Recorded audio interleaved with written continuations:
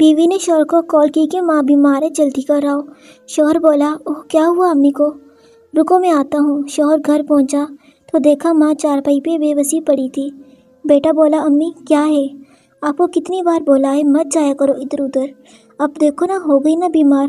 بیوی بولی، ذرا ادھر آؤ، بات سنو، اس کو اولڈ ہاؤس میں چھوڑ آتے ہیں۔ شوہر، نہیں، لوگ کیا کہیں گے ہمارے بارے میں؟ بیوی بولی، ارے ماں ہماری ہے تو لوگوں کو کیا ہے، ہم جو مرضی کریں، کبھی ہم نے لوگوں کو بولا ہے کیا کر رہے ہو؟ اچھا۔ شوہر بولا، دیکھ لو جو کرنا ہے، میرے پہلے ہی سر میں درد ہے۔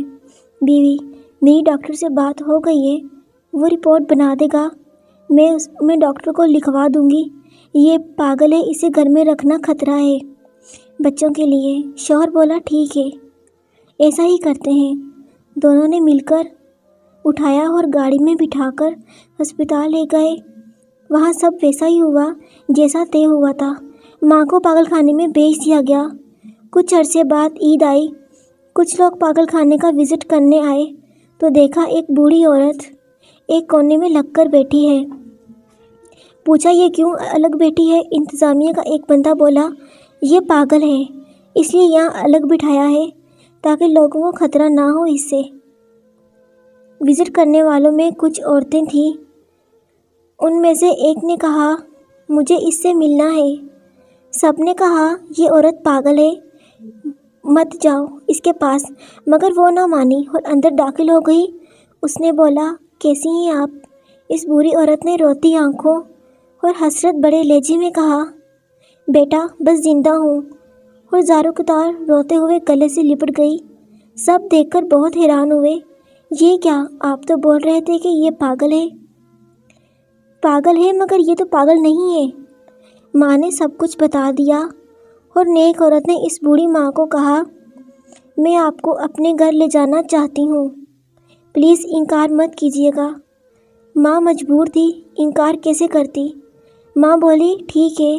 ماں ایک بڑے سے بنگلے میں رہنے لگی۔ ایک عرصہ گزر گیا، پھر ایک دن اچانک مانگنے والا آیا تھا۔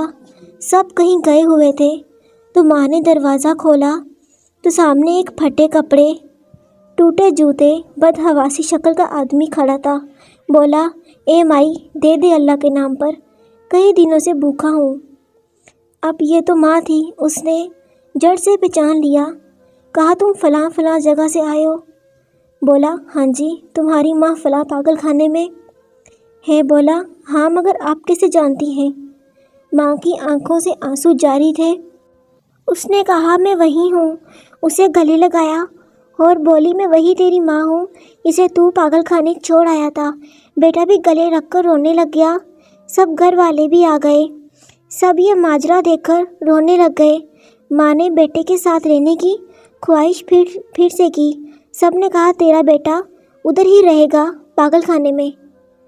ماں جی کے گھر والوں نے ماں جی کے بیٹے کو پاگل خانے میں داخل کرا دیا، کیونکہ اب اس کمبخت کے بچوں نے بھی اس کے ساتھ ویسا ہی کیا جیسا اس نے اپنی ماں کے ساتھ کیا تھا۔ ماں کی قدر کرو تاکہ آنے والی نسلیں آپ کی قدر کریں۔